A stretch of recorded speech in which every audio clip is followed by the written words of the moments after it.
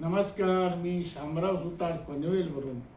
सद्यस्थितीत सगळीकडे फक्त दिखाऊ व नकली वस्तूंचा सुळसुळाट झाला आहे. एखाद्या व्यक्तीबद्दल प्रेम व आदर असल्याचे भासवले वा दाखवले जाते, पण त्यात प्रत्यक्ष त्याचे विरुद्ध नको त्या गोष्टी घडवल्या जात आहेत. एखादी व्यक्ती दिसायला सुंदर असते, पण आतून द्वेष व मच्छरानं भरलेली असते.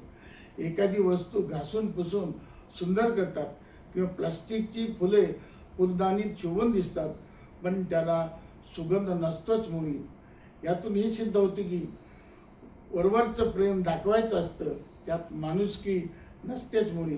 यावर माझ्या रंगनाथ्यांच्या कविता संग्रहातील कविता फुलांचा बाजार सादर करत आहे. बाजार भरलाय फुलांचा, रंगीबेरंगी फुलांचा. बाजार भरलाय फुलांचा, रंगीबेरंगी फुलांचा. फुलदाण्यात फुलून दिसत आहेत, फुलदाण्यात फुलून दिसत आहेत. परंतु काही फुलं शोभिवंत, त्यांना सुगंधच नाही. परंतु काही फुलं शोभिवंत, त्यांना सुगंधच नाही. खरं प्रेम त्यात दिसतच नाही. खरं प्रेम त्यात दिसतच नाही. फक्त प्रेम दाखवायचं असतं, फक्त प्रेम दाखवायचं असतं. या जगी असंच चालतं, या जगी असंच चालतं. खऱ्या प्रेमाने प्रेम द्यायचं घ्यायचं असतं.